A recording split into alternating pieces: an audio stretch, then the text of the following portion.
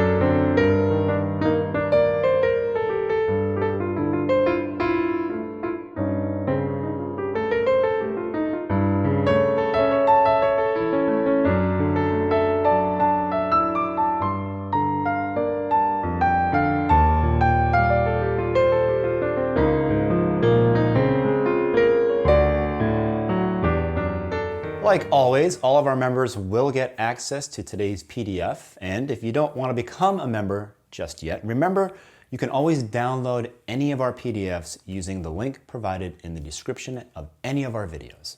As we mentioned in the course, when using pentatonics for improvisation, it's not always effective to think of the entire pentatonic scale.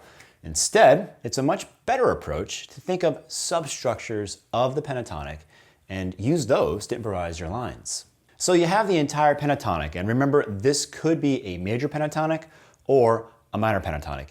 It doesn't matter which one you choose to think about since they are related modes. For example, you can think of a D minor pentatonic or an F major pentatonic. They contain the same notes.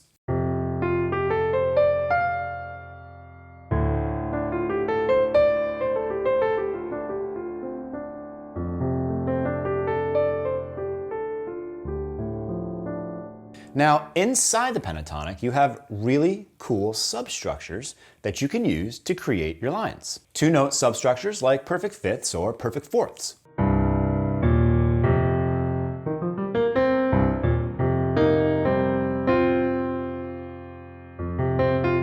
Three-note substructures like perfect quartals with all their inversions, the sus2 and the sus4, and one triad.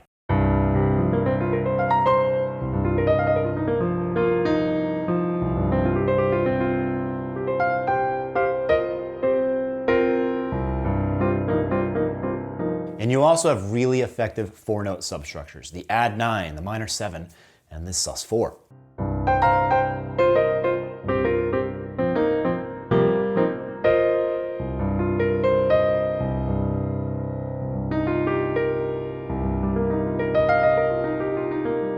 In the course, we gave you the substructures charts for every single pentatonic so you can explore all of them. All right, so these are going to be our building blocks for our lines. Let's take the first chord in Sonrisa. It's an E flat major 7 over G. Now, you always want to expand the chords to add the available tensions, which will give you the chord scale for that chord. If you look at the melody in Sonrisa, there's an A natural. So this E flat major 7 chord should be paired with the Lydian scale because Lydian has that A, the sharp 11. So we're going to extend the E flat major 7 to a major 7, 9, sharp 11, 13.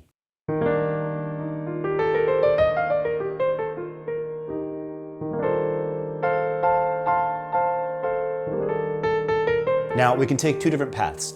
One is to consider the pentatonic scales contained inside of Lydian. As we mentioned in the course, with Lydian you can use the 6 minor pentatonic, the 3 minor pentatonic, or the 7 minor pentatonic.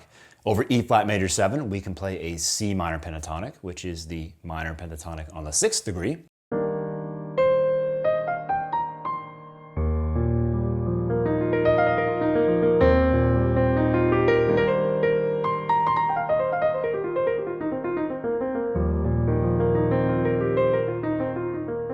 or a G minor pentatonic,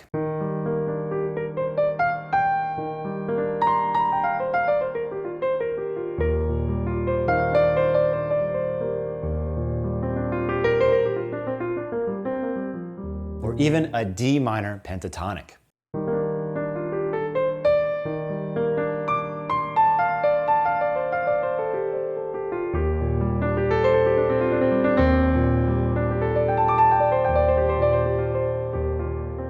Now we can think of substructures of any of these three pentatonics and use those as building blocks. The other approach is to go directly from our chord scale to substructures of the pentatonic without thinking about the pentatonic source. So we can play a perfect quartal on the 7th degree, D4/7.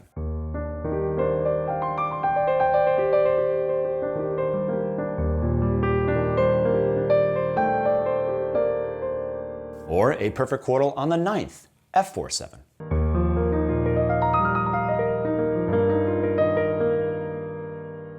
And combine both to create angular lines like this.